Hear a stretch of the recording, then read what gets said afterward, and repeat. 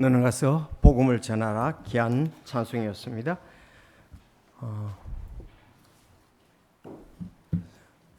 오늘은 우리 5월 가정의 달, 6월 선교의 달인데 6월 이제 선교에 대해서 다음 주 이학로 교수님 오셔서 또 선교에 대한 말씀을 증거해 주실 거 믿고요. 하고 난 다음에 또 제가 선교에 대해서 계속 설교를 하려고 합니다. 지난주에 그 가정에 이어서 그리스도인의 직장 생활에 대한 하나님의 말씀이 연결되거든요.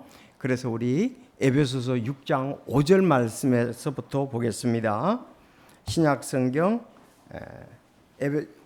에베소서 5장 6장 5절에서 9절까지입니다. 자, 6장 5절에서 9절까지 제가 6장 5절 읽고 여러분이 6절 읽고 하겠습니다. 에베소서 6장 5절 형제 종들아 육체에 따라 너희 주인인 자들에게 두려움과 떨림을 가지고 단일한 마음으로 순종하기를 그리스도께 하듯 하라. 사람들을 기쁘게 하는 자들 같이 눈으로 볼 때만 섬기지 말고 그리스도의 종들로서 마음으로부터 하나님의 뜻을 행하여 선한 뜻으로 섬기기를 주께 하듯 하고 사람들에게 하듯 하지 말라. 어떤 사람이 무슨 선한 일을 행하는지 그가 개인자인지 자유로운 자인지 주에게서 바로 그것을 받을 줄 너희가 아느니라. 자, 우리 다 같이 9절도 시작. 너희 주인들아 그들에게 같은 일들을 행하고 너희 주인도 하늘에 계시며 그분께서 사람을 외모로 판단하지 아니하시는 줄을 너희가 아느니라. 아멘. 자, 골로새서 3장을 펴주시기 바랍니다. 3장 22절부터요. 골로새 3장 22절. 자, 제가 22절 읽겠습니다. 종들아 육체에 따라 너희 주인된 자들에게 모든 일에 순종하되 사람들을 기쁘게 하는 자들같이 눈으로 볼 때만 섬기지 말고 하나님을 두려워하면서 단일한 마음으로 하라. 또 너희가 무슨 일을 하든지 마음을 나에게 주께 하고 사람에게 하듯하지 말라. 너희가 상속유업의 보상을 주께 받을 줄 아나니 너희는 주 그리스도를 섬기느니라. 그러나 부당하게 행하는 자는 자기가 행한 부당한 일로 인해 보응을 받으리니 이 일에는 사람들을 외모로 판단함이 없느니라. 주인들아 너희 종들에게 합당하고 공정한 것을 베풀며 너희에게도 하늘의 주인이 계심을 알라. 아멘. 자, 기도하겠습니다. 하나님 아버지 감사를 드립니다. 5월 가정의 달 저희들 함께 해주시고 또 말씀을 주셔서 가정들 또 개인들이 변화되게 하심을 감사합니다. 가정의 또 기중성을 알게 하시고 서로 섬기며 아름다운 헌신 자기 본분들을 장 감당할 수 있도록 또 말씀을 주셔서 감사합니다. 계속 성령의 인도심을 따르는 우리 사랑하는 성도들 모두가 되게 하여 주옵소서.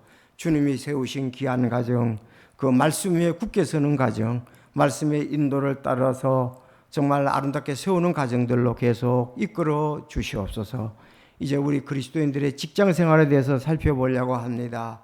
참 우리 일생에 있어서 직장이 중요한데 그곳에서 주님의 영광을 어떻게 드러낼지 말씀으로 인도해 주옵소서.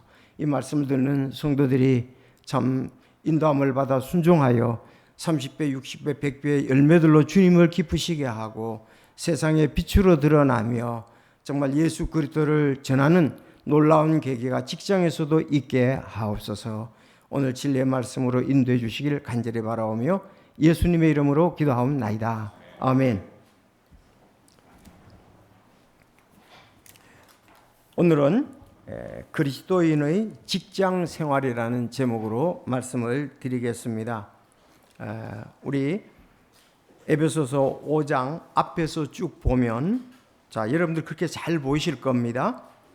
5장 22절에 자녀들아, 25절에 남편들아, 다음 6장 1절에 자녀들아, 6장 5절에 종들아, 그리고 6장 10절에는 끝으로 이렇게 되어 있습니다. 끝으로. 자, 우리가 참 이제 가정에 대해서 아내들아 아내가 해야 할 역할, 남편들아 남편이 해야 될 역할, 자녀들아 자녀들이 해야 될 역할. 자, 그다음에 아비들아 그랬습니다. 아버지들이 해야 할 역할. 다음 5번째가 이제 종들아, 그리고 6번째 주인들아 그랬습니다. 자, 그리스도인들로서 우리가 이 땅을 가정을 세우며 어떻게 직장 생활을 할까 하는 말씀이 여기에 잘 나타나고 있습니다. 자, 가정에 대해서 이렇게 직장에 대해서 말씀하시는 부분이 오늘 에베소서 6장 5절부터 나오고요.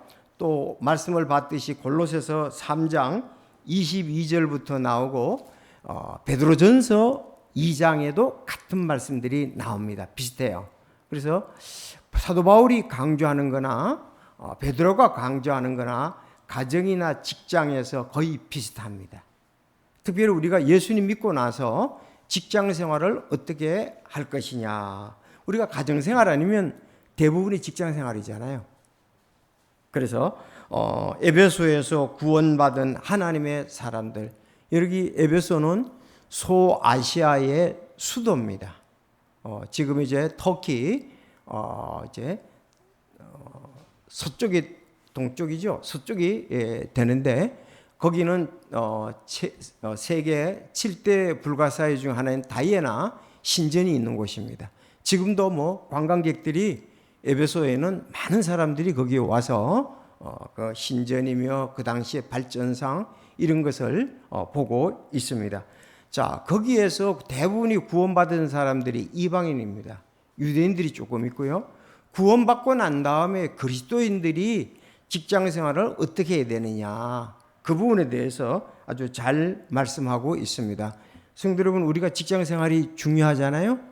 직장에서 어떻게 하나님께 영광을 돌릴까? 오늘 본문 말씀 잘 말씀하고 있습니다. 제가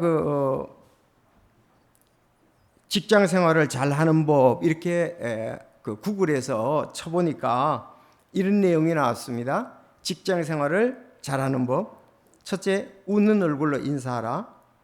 두 번째, 싫어하는 사람은 어딜 가도 있다. 그 사람의 장점을 보자. 세 번째, 노트를 잘하자. 자신만의 정리 방법을 정하자. 넷째, 업무를 할 때 왜 해야 하는지에 대해서 고민하고 시작하자. 다섯 번째, 업무의 우선순위를 정하자. 여섯 번째, 맡은 일에 책임을 다하고 보고를 잘하자. 7번, 일곱 번째, 업무에서 재미를 찾자. 그래서 반대로 일을 잘하지 못하는 사람의 특징도 한번 찾아봤습니다. 그랬더니 지나치게 착해서 남의 부탁 들어주느라 자신의 일을 못하는 사람. 두 번째, 데드라인을 완성을 못 지킴. 데드라인, 즉 완성을 못 지킨다 이거야. 그 일을 제때 못 해내는 사람. 세 번째, 일의 우선순위를 모르는 사람. 네 번째, 맥락을 못 잡는 사람. 다섯 번째, 게으르다 이렇게 나왔습니다. 여러분이 잘하는 쪽에 속합니까? 못하는 쪽에 속합니까? 그러면 우리가 적용을 시켜서 창세기의 요셉은 어떻게 했을까요? 요셉은 일을 잘하는 사람에 속했을까요? 못하는 사람에 속했을까요? 이제 요셉은 이제 그 이스라엘 백성들 아브라함으로 형성되고 난 다음에 사실 첫 번째 직장 일을 한 사람은 첫 번째 인물이죠. 요셉이. 그렇잖아요. 아브라함은 직장 일을 한 것이 아니잖아요. 또 이삭도 야곱도 아닙니다. 이제 요셉이 직장 일을 한 사람으로서는 처음 나오는 인물인데 요즘 요셉의 생애를 읽으면서 여러분은 어떻게 적용하려고 어떤 생각이 드는지요? 제가 여기 내용을 이렇게 볼 때 요셉은 분명히 인정받는 사람이라는 것이 성경에 말씀하고 있습니다. 자, 그런가 하면 우리가 또 모세의 섬기는 자였던 여호수아는 어땠을까요? 그런가 하면 사울 왕에서 사위도 되고 직장 생활을 했던 다윗은 어떻게 했을까요? 그러면 또 우리가 사사하면서 제일 알아주는 사람 가운데 하나가 사무엘이잖아요. 그렇죠? 사무엘, 그 사람은 어떻게 했을까? 이 네댓 사람의 예를 본다면 우리의 모델로 삼을 수가 있을 것 같아요. 정말 그렇게 할 때 하나님께 영광을 돌릴 줄로 믿습니다. 자, 그분을 참고로 하되 오늘 말씀에 보니까 그리스도인의 직장 생활이 전부 다 뭐와 관계되느냐? 주님과 관계가 됩니다. 여기 보니까 주께, 그리스도께, 하나님께 이렇게 나오고 있습니다. 우리는 그 본이라든지 해야 될 근본적인 것이 주께 관계가 되고 그리스도께 보상을 받는 게 되고 또 하나님과 관계가 된다. 이 아주 본문 말씀이 세상 사람들이 말하는 기준보다도 완전히 다른 부분이다 하는 것을 좀 볼 수가 있습니다. 자, 그러면 첫째가 이제 그럼 세 가지로 우리가 살펴보는데 그리스도인의 직장 생활의 첫째, 종들아 그러면서 주인에게 순종하기를 주께 하듯 하라고 5절 7절에 말씀했습니다. 종들아 주 안에서 순종하기를 주께 하듯 하라 그랬습니다. 주인들에게 종들아 주인에게 순종하기를 주께 하듯 하라. 6, 7절에 그렇게 말씀했고요. 말씀 그대로입니다. 두 번째, 성도들은 그리스도께 보상을 받는다고 8절에 말하고 있습니다. 세 번째, 그 다음에 이제 주인들에게 대해서 할 때 주인들아 종에게 하나님같이 공정하게 하라 그렇게 말했습니다. 그래서 여기 그리스도인들의 직장인들과 또 주인들 위에 상사들이 어떻게 해야 되느냐, 하나님같이 공정하게 하라 그렇게 말씀을 하고 있습니다. 자, 그러면 우리 좀 하나하나 살펴보기를 원합니다. 자, 본문에 보니까 종들아 육체에 따라 너희의 주인된 자들에게 두려워하고 떨며 단일한 마음으로 순종하기를 주께 하듯 하라 그렇게 얘기를 했습니다. 여러분 직장에 가면 상사가 계시죠? 뭐 이제 그 설립자인 이사장도 계시고 이사도 계시고 그렇게 할 겁니다. 자, 순종하기를 단일한 마음으로 순종을 하라 그랬어요. 여기 5절이 조금 자, 종들아 육체에 따라 너희 주인된 자들에게 두려워하고 떨며 그랬거든요. 주인된 자들에게 두려워하고 떨며 그랬어요. 주인한테 벌벌 떨어야 되나? 그거보다도 골로새서에 보니까 두려워하는 걸 하나님께 두려워하는 마음이다 그랬습니다. 하나님을 두려워하는 마음으로 주인에게 그렇게 하라는 거죠. 그리고 단일한 마음으로 순종하기를 주께 하듯 하라 그랬어요. 단일한 마음, 다른 데 보니까 한 마음이라고도 나옵니다. 또 다른 말씀을 보니까 두 마음을 품은 자들아 이런 말씀이 나오거든요. 그래서 우리는 하나님을 두려워하는 가운데 단일한 마음으로 두 마음을 품지 않고 단일한 마음으로 순종하기를 예수님께 하듯 하라 그렇게 말씀했습니다. 우리의 모델 표준이 예수님이다 그랬습니다. 교회가 주인된 예수님을 두려워하며 순종하기를 하듯이 직장에서도 그렇게 하라. 자, 우리가 주께 두려워하는 같이 하라 그렇게 말씀했습니다. 아마 이렇게 하면은 정직하고 틀림없이 신실하고 또 부지런하라고 이렇게 믿습니다. 직장 생활에서. 자, 우리 그리스도인들, 우리 집사님들 또 성도님들 직장 생활이 어떨 것 같이 생각이 됩니까, 여러분? 여러분 자신은 직장에서 어떻게 됩니까? 정말 내가 예수 믿는 사람으로서 주께 하듯 직장 생활도 하라는 겁니다. 따라합시다. 주님께 하듯 직장 생활을 하라. 우리가 주님께 순종하잖아요. 그만큼 주인에게 순종하라는 거죠. 단일한 마음으로. 자, 그러면 단일한 마음이 아닌 것이 어떠냐 하면은 6절에 사람들을 기쁘게 하는 자들 같이 눈으로 섬기지 말고 그랬어요. 눈으로 섬기지 말고. 사람들을 기쁘게 하는 자들은 눈으로 섬깁니다. 즉, 볼 때는 열심히 하고 안 볼 때는 게으르거나 딴짓을 하는 거죠. 그래서 이곳에 사람을 기쁘게 하는 자들이에요. 눈으로 섬기는 자예요. 우리가 그럴 때가 있잖아요. 야, 온다. 뭐 사장님 오신다.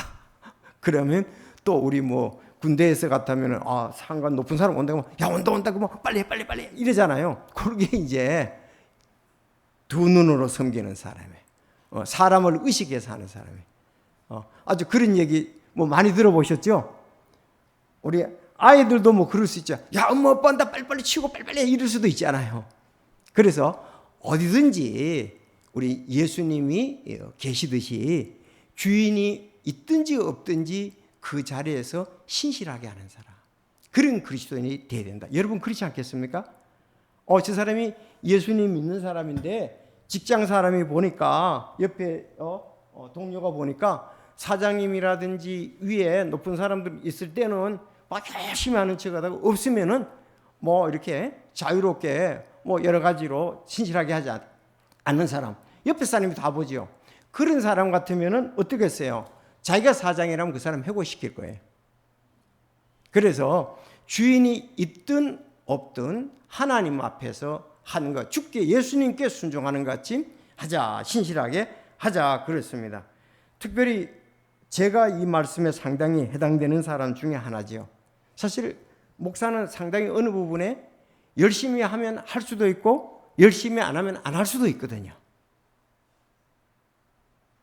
그렇잖아요. 왜? 성도들이 일일이 저를 감시하는 것도 아니고, 근데 저도 주님 앞에서 하는 것 같이 사실은 해야 되거든요.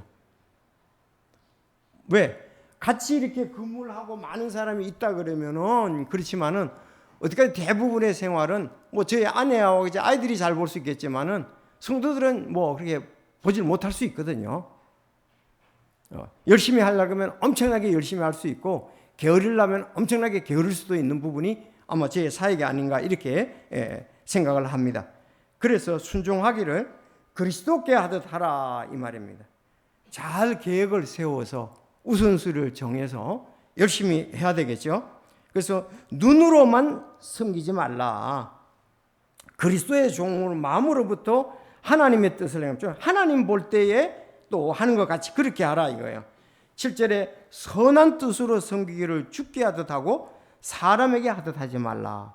그래서 여기 말씀을 보니까 그리스도께 하듯 하라. 그리스도의 종들로서 선한 뜻으로 섬기기를 주께 하듯 하고, 전부 우리 신앙의 구세주신 하나님과의 관계와 같다 이 말입니다. 잘못하면 이렇게 될 수 있죠. 요셉의 형제들 같이. 요셉의 형제들이 어땠습니까? 그 아버지 야곱이 안 볼 때는 그 아버지 양을 대신 치지 않습니까? 그래서 거기서 나쁜 짓들을 한 거예요. 아들이, 야곱의 아들이 몇 명이죠? 12명이잖아요. 그렇죠? 그런데 특별히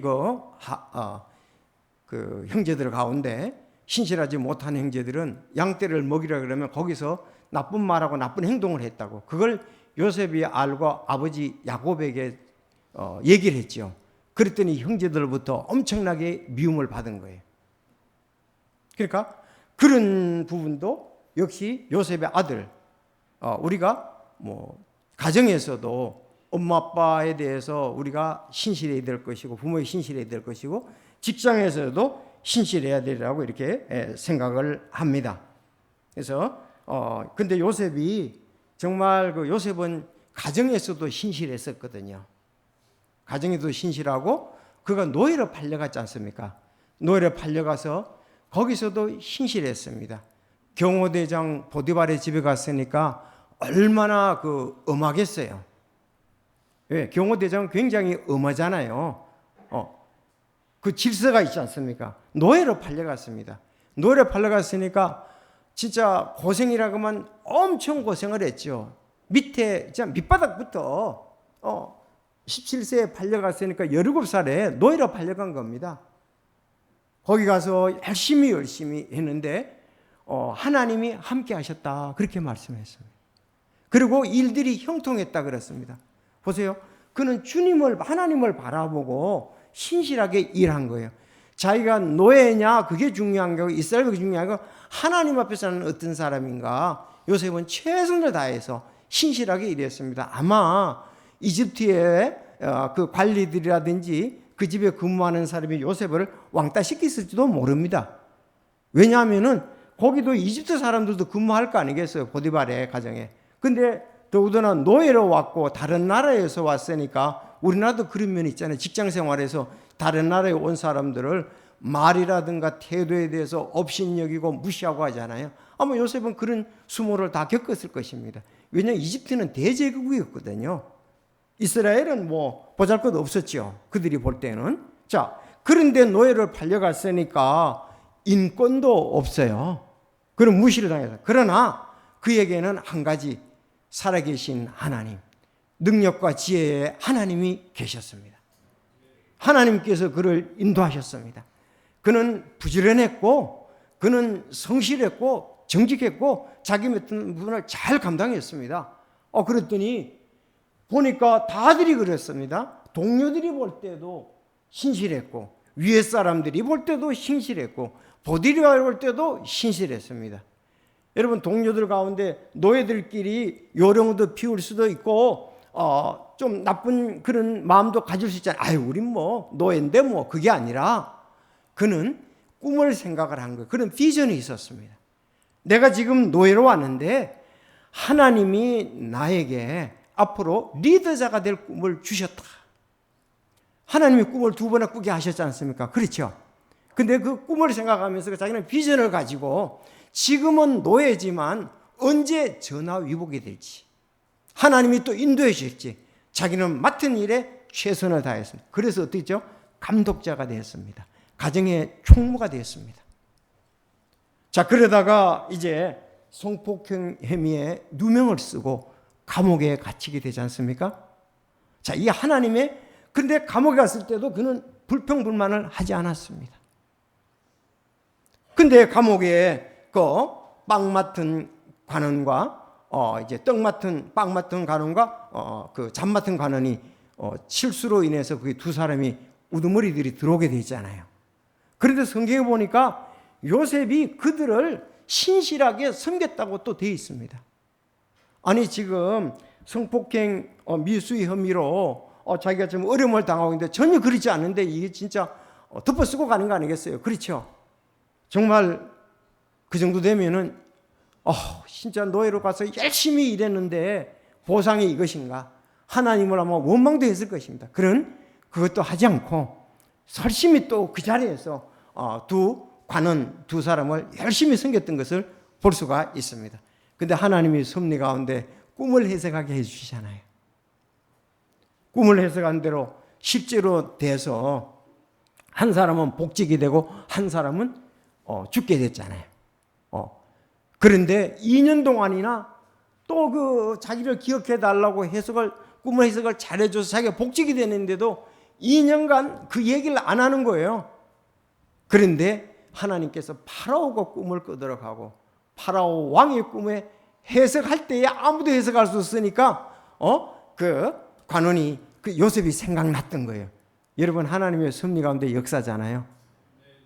그래서 꿈을 해석해 주면서 땅 얘기를 하니까 결국은 다 인정을 받았습니다. 보디발의 집에서도 인정을 받았고 감옥에서도 인정을 받았고 해석을 하는데 정말 명쾌하게 하나님 뜻대로 해석을 해주잖아요. 그는 바로 국무총리, 30세에 국무총리가 되었습니다. 여러분, 13년 만에 국무총리가 되어버렸어요. 자, 이것이 이제 요셉에 가는데 요셉은 어디 가든지 하나님이 형통케 하시더라. 또 형통케 하게 하심을 다른 사람들이 보았다 이 말입니다. 여러분, 만약에 여러분이 이 직장에 가서도 인정을 받고 저 직장에 가서도 인정을 받고 계속 인정을 받는다면 아마 요셉과 같이 비슷한 사람이 아닌가 이렇게 생각을 해봅니다. 이 직장에서도 나갔으면 좋은 사람, 나갔으면 좋겠다고 그렇게 생각, 주인이 저 직장에 가서도 좀 괜히 이거 노조 때문에 어떻게 할 수가 없겠네, 내보낼 수도 없겠네, 그런 사람이 되어서는 안 되겠죠. 계속 잘려야 되는데 기회만 보는 주인이 기회만 보는 사람, 그래서는 안 되겠지 않습니까? 여러분, 여기 가든지 저기 가든지 인정을 받는 사람으로, 하나님께 영광을 돌리는 사람으로, 바로 그 사람이 오늘 여기 그리스도인의 직장에서 종들아 주인에게 순종하고 그리스도께 하더라, 뭐 예수님께 하듯 하면 이거는 인정받을 수밖에 없습니다. 그렇죠? 눈가림만 하는 사람, 사람 앞에만 하는 사람, 마음속으로는 두 마음을 품고 있는 사람, 이 사람들은 좋은 그리스도인, 성령의 인도하심을 따는 그리스도인이 아니라고 볼 수가 있습니다. 그래서 성경에 착하고 신실한 사람아, 내가 적은 일에 신실하였으니 내가 많은 것을 내가 맡기리라. 내 주인의 즐거움에 참여하라는 그 주님으로부터의 우리 기쁨이 있게 되리라고 이렇게 믿습니다. 자, 우리가 요셉도 이렇게 예를 들었는데 모세의 그 여호수아는 어떨까요?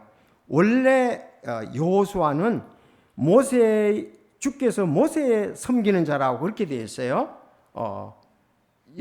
개혁 성경에서는 수종자다 그렇게 나오는 것을 이렇게 보는데, 자, 그런데 나중에 모세를 열심히 섬겼던 여호수아가 모세의 종이라고 이렇게 나오는데, 마지막 여호수아서 24장 2일 뒤에 주의 종 눈의 아들 여호수아라고 바뀝니다. 모세의 종에서, 모세가 죽고 난 다음에 이 일을 맡았지 않습니까? 가나안 땅을 점령하는 일을 맡았는데 이제는 주의 종이다 그렇게 하는 것을 볼 수가 있습니다. 여러분, 우리가 때로는 그 위에 사람이 있고 그때는 그 사람을 섬기는 겁니다. 저희들 이 정관에 보면은 사역자들에 대해서 그가 자기 사역을 하는 게 아니고 목사의 사역을 돕는 자다 이렇게 되어 있습니다. 목사의 사역을 돕는 자입니다. 여러분, 아내들도 마찬가지요. 돕는 자지요. 아내가 자기 것을 펼치는 게 아니에요. 남편을 돕는 거예요. 여기 우리 사역자들은 저를 돕는 겁니다. 제가 언제 한번 그런 얘기를 했습니다. 제가 어떤 곳에 부임해 가니까 앞으로 사역에 대해서 비전을 묻더라고요. 그래서 제가 그랬죠. 저는 제 비전을 펼치려고 여기 온 것이 아니고요. 목사님 조력하러 왔습니다. 딱 한마디로. 그 제 위치를 아는 거죠. 여러분, 그렇습니다. 여호수아가 모세가 있는 동안에는 여호수아는 모세의 종이었습니다. 근데 하나님께서 거기 신실하시니까 하게 하시는 거 어떻습니까? 여호수아에게 이제 이스라엘 백성들 너가 맡아서 해라. 그래서 이제는 여호수아의 주의 종이 되어버렸습니다. 자, 이것이 우리가 질서고 순서고 아름다운 것입니다. 제가 이제 여러 목사님들 이렇게 모셨는데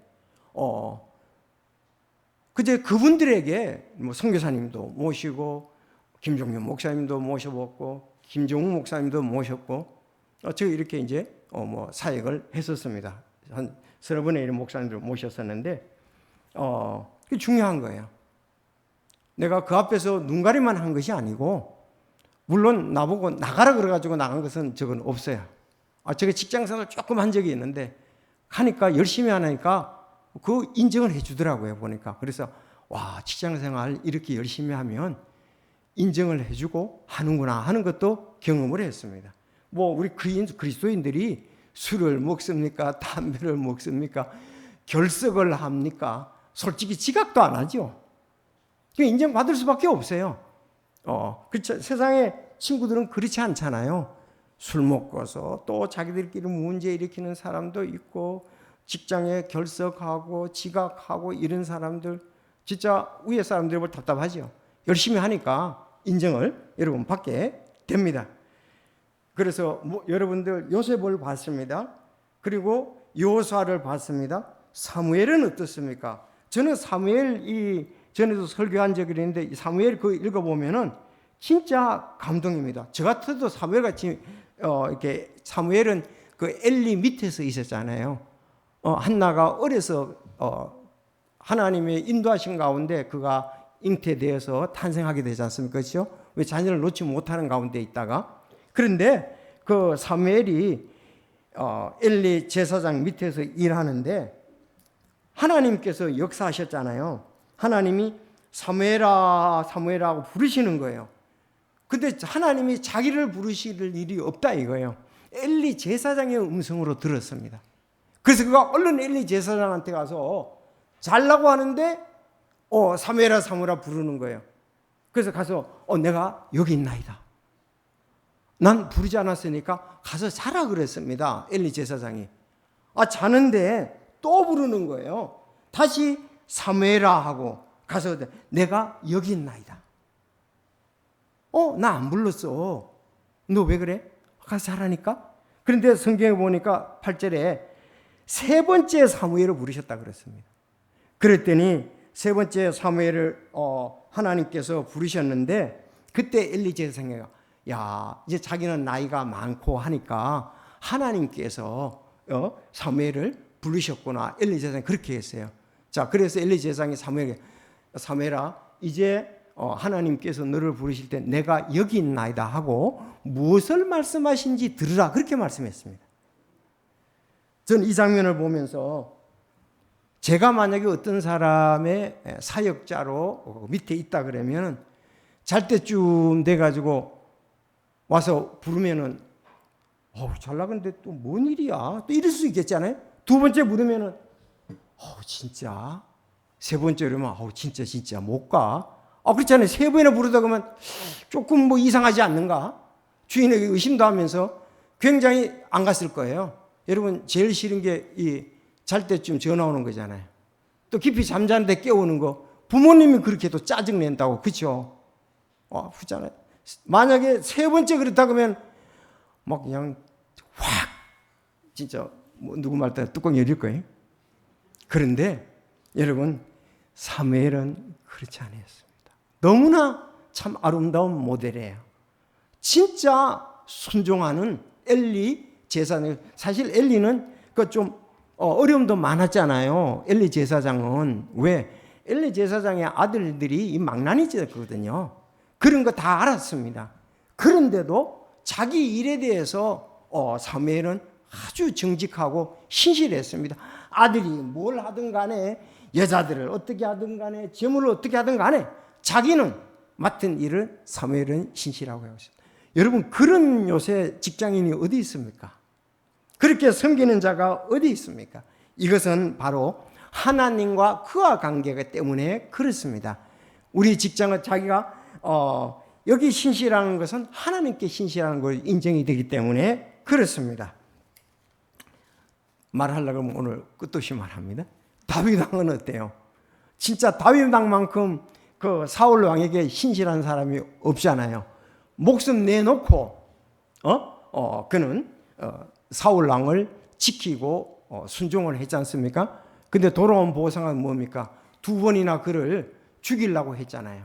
근데 근접거리에서 다시 죽일 수도 있었어요. 왜? 이미 사람들이 다윗에게 이렇게 기울어져 있었거든요.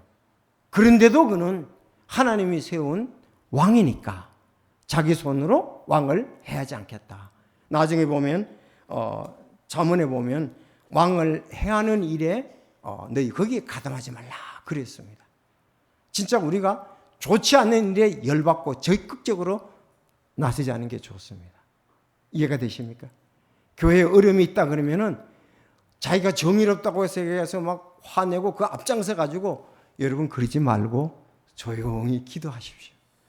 기도하는 것이 최고입니다. 하나님이 인도하시는 겁니다. 하나님이 인도해 주셔야 정상적이고 아름답게 세워질 수가 있습니다. 육신적으로 강한 것이지 정직한 게 아니거든요. 육신으로 강한 사람은 어려움이 있을 때, 남의 잘못일 때 앞장서는 사람이에요. 그러지 말고, 만약에 내가 그 위치에 있다고 하면 그렇게 해야 되죠. 그렇지 않다면 우리는 여기 다윗같이 하는 것이 필요하다고 생각을 합니다. 왜 우리가 이렇게 신실할까요? 우린 이 땅에는 순례자요 나그네입니다. 이 땅에는 이웃 사람들에게 하나님의 사랑을 나타내고, 또 우리가 하나님을 사랑하고 이웃을 사랑하는 것이 율법의 모든 것이라 그랬지 않습니까? 그런 부분들이 우리가 강해야 됩니다. 두 번째, 왜 그러냐? 성도들은 그리스도께 보상을 받는다고 8절에 말했습니다. 8절 말씀이 명확히 드러나지 않거든요. 여러분 한번 보세요. 8절. 어떤 사람이 무슨 선할 일을 하든지 그가 매인자이든 자유로운 자이든 주에게서 바로 그것을 받을 줄을 너희가 아느냐 그런데, 여기 주에게서 바로 그것을 받을 줄이 이게 뭐냐 이거예요. 그런데 우리 에베소서하고 골로새서하고는 뭐다? 쌍둥이 서신이라고 그러잖아요. 골로새에 아까 거기 보니까 명확히 나옵니다. 뭐라고 나와요? 너희가 24절에 상속유업의 보상을 주에게서 받을 줄 아나니 그랬어요. 그래서 여기서는 그에게 받을 줄 안다 그러는데 뭘? 상속유업의 보상이다 그렇게 말씀했어요. 그래서 너희는 주님을 섬기는 자이다 그렇게 말씀을 하고 있습니다. 여러분 그리스도인들은 어떻습니까? 우리가 휴거나 부활이 되면 첫 번째 하는 것이 그리스도의 심판대에서 상을 받는 겁니다. 신학생들한테 이 문제 냈더니 심판이라고 써가지고 제가 점수를 많이 깎았어. 왜냐하면 심판이 아니고 그리스도의 심판대거든요. 왜? 이건 상급에 관한 심판이거든요. 그래서 첫 번째가 우리가 부활하고 또 승천하게 되면은 승천 올라서 휴거와 부활하게 되면 첫 번째 그리스도의 심판대에서 상을 받습니다. 고린도후서 5장 10절 우리가 반드시 다 그리스도의 심판석에 나타나리니 이로써 각 사람이 좋은 것이든 나쁜 것이든 자기가 행한 것에 따라 자기 몸 안에서 이루어진 것을 받으리라. 여러분 구원은 은혜입니다. 천국 가는 건 은혜입니다. 하나님의 자녀가 되는 건 은혜입니다. 근데 상급은 은혜가 아니고 상급은 일한 대로 주는 겁니다. 신실하게 일하는 사람은 신실하다. 그래서 우리가 심판의 결과 보상을 받든지 보상을 잃든지 합니다. 둘 중 하나입니다. 예수님 믿고 난 다음에 내가 주님을 섬기는 거 신실하게 섬기면 보상을 받고 신실하게 섬기지 않으면 보상을 잃어버립니다. 그래서 금은 보석으로 지어야 된다고 묘사했지요. 나무나 풀, 지프로. 아니 그래서 오늘 우리 주부에도 나오잖아요. 섬길 때 자꾸 사람을 의식해서 너무 섬기지 말아라. 그렇게 여기 오늘 암송이 되어 있잖아요. 주님을 바라보고 섬겨라. 그래서 사람에게 인정받으려고 또 그 앞에서 이상한 행동들을 하지 말라. 그렇게 말씀을 하고 있습니다. 그래서 우리가 주님께 보상을 받는 자로서 주님이 아시고 주님이 보상을 준다. 선한 행위에 따른 것은 생명의 관, 영광의 관, 환희의 관, 의의 관, 썩지 않을 관을 받게 될 것입니다. 여러분 잠언에서 이렇게 말씀했습니다. 자기 업무에 부지런한 사람을 내가 보느냐? 그는 왕들 앞에 설 것이요 천한 자들 앞에 서지 아니하리라 그랬습니다. 여러분이 열심히 일하면은 천한 자들 앞에 서지 않습니다. 또 너는 내 양떼의 형편을 부지런히 알아보며 내 소떼를 잘 살펴보라 그랬습니다. 여러분 맞습니다. 양떼와 소떼를 부지런히 살폈던 누가? 다윗은 왕 앞에 서게 되잖아요. 그 양들을 잘 보호하기 위해서 일이라든지 나쁜 짐승들이 올 때 그걸 물리치기 위해서 사자를 물리치기 위해서 연습한 것이 나중에 군대 대장이 되어버리잖아요. 자, 그래서 신실하게 하니까 이렇게 보상을 받은 것을 알 수가 있습니다. 성도들의 아름다운 말씀이 있습니다. 로마서 12장 8절 권면하는 자는 권면하는 일로 섬기며 주는 자는 단순함으로 그 일을 하고 다스리는 자는 부지런함으로 긍휼을 베푸는 자는 즐거움으로 할 것이니라. 아멘입니까? 우리가 긍휼을 베풀 땐 즐거움으로 하고 내가 다스리는 자라면 부지런히 하고 내가 무엇을 줄 때는 단순함으로 그걸 주라. 그 뒤에 뭘 생각하지 말고 하라고 말씀하고 있습니다. 그래서 본문 말씀 참 이 직장에서 너무 아름다운 말씀이에요. 종들아 주 안에서 순종하기를 주께 하라. 주인에게 순종하고 그 일을 잘하라. 성도들은 왜? 주께 보상을 받기 때문에 그렇다. 틀림없이 사장이 다 주지 않아요. 왜? 자기가 최선을 다했는데 사장이 그걸 보고 계속적으로 왜? 다른 사람보다 훨씬 더 많이 했는데도 그 사람이 또 인정받을 경우들이 참 많아요. 보면 잘 비비는 사람도 있거든요. 눈앞에서만 열심히 하는 사람도 있거든요. 그러나 우리는 전체적으로 직장 생활을 잘하는 것은 그리스도인으로서 하나님께 상을 받는 것이다. 마지막. 자, 이제 주인들에게 말합니다. 여러분이 주인입니까? 그러면은 얼마나 아름다운 말씀이 여기에 있습니까? 너희 주인들아 그들에게 같은 일들을 행하고 협박하는 일을 삼가라. 너희 주인도 하늘에 계시니 그분께서 사람의 외모를 중시하지 아니하신 줄 너희가 아느니라 그랬습니다. 주인들에게 얘기를 하고 있습니다. 협박을 하지 말라 이거예요. 여러분 그 당시에는 노예들이 많이 있었어요. 보니까 한 3분의 1 정도는 노예라고 그러잖아요. 로마 나라도 3분의 1 정도가 노예가 많았고 또 뭐 종들도 많았습니다. 아브라함에게도 종들도 많았습니다. 그래서 하늘에 계신 주인이 있다. 여러분이 사장입니까? 여러분이 위에 상사고 밑에 부하가 많습니까?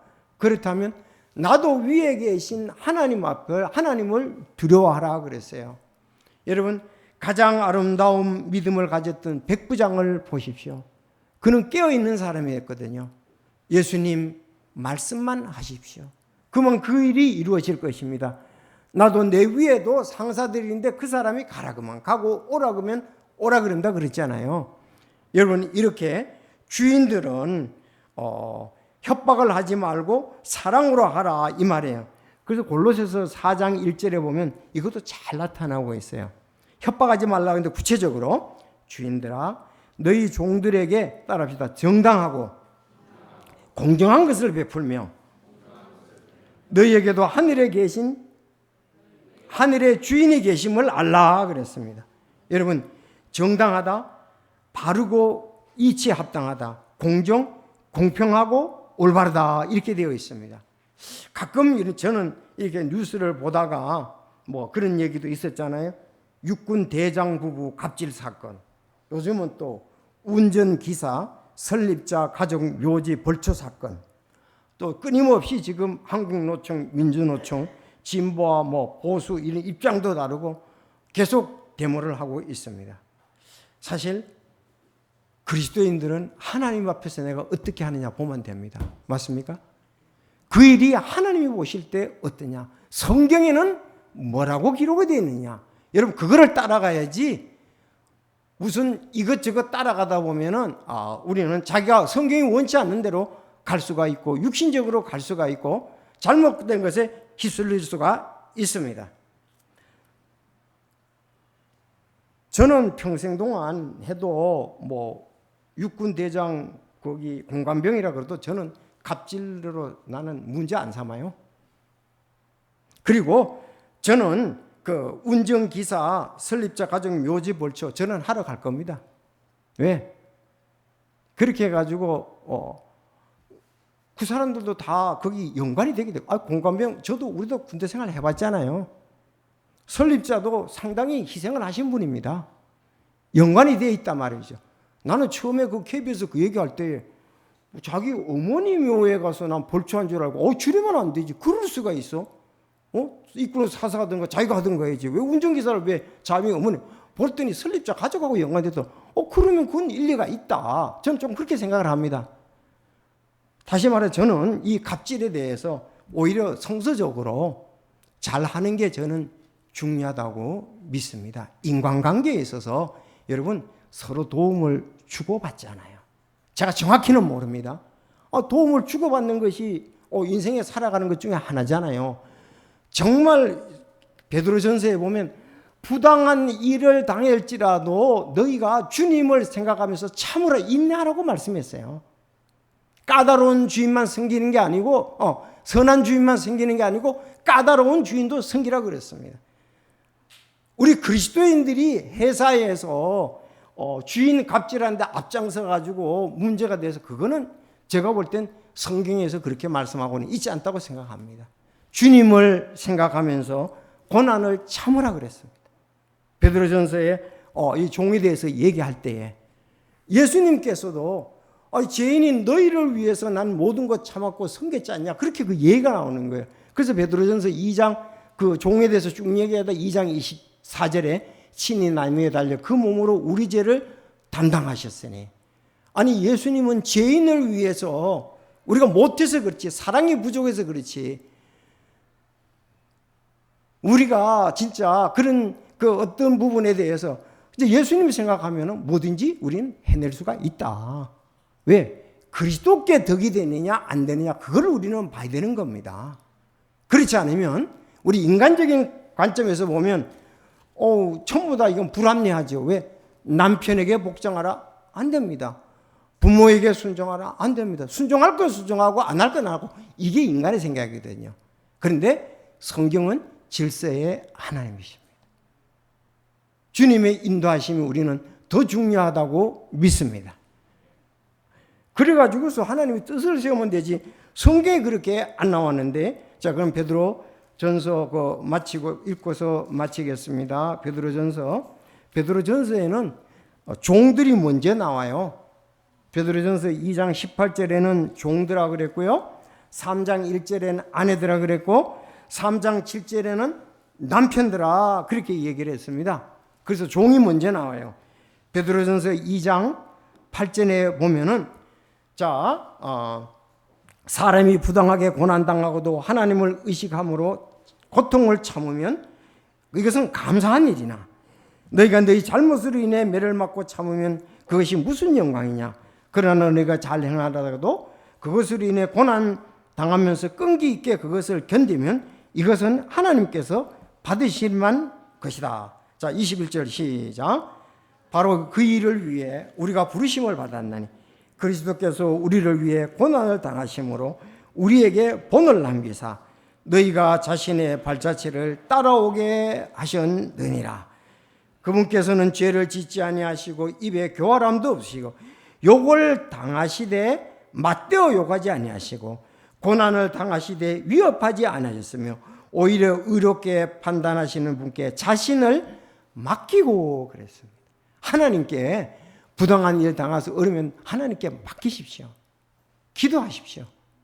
그러면서 2장 24절 우리가 잘 외우는 거 있잖아요. 친히 남을. 아니, 죄인을 위해서 이렇게까지 하셨는데 우리는 일의 모든 일에 대해서 하나님께 기도하면서 주님께 맡겨야 될지 우리가 그런 부분을 생각하며 귀한 직장생활을 해야 되리라고 믿습니다. 그래서 여러분 가정의 딱 얘기하고 직장생활을 하는 건 뭔가 하나가 뛰어넘은 것 같잖아요. 그래서 제가 미리 읽었었기 때문에 그리스도인의 직장생활에 대해서 꼭 말씀을 증거해야 되겠다 하는 생각이 들었습니다. 여러분 그리스도인의 직장생활 종들아 주 안에서 순종하기를 주께 주님이 연관이 돼요. 성도들은 그리스도께 보상을 받습니다. 그리고 주인이라면 종들에게 나도 하나님이 주인이니까 내가 하나님한테 공정하게 대하시는 것처럼 의롭게 대하는 것처럼 여러분 공의와 긍휼이잖아요. 하나님은 그렇지 않습니까? 공의와 항상 긍휼이 있습니다. 그런 것 같이 우리도 종들에게 그렇게 했다는 마음을 가지면 정말 하나님의 영광을 받으시는 직장생활이 될 줄로 믿습니다. 성도의 아름다움이 거기 풍성하게 드러날 줄로 믿습니다. 더 기도할 필요가 있습니다. 저도 부족한 점이 많습니다. 다 같이 기도하겠습니다.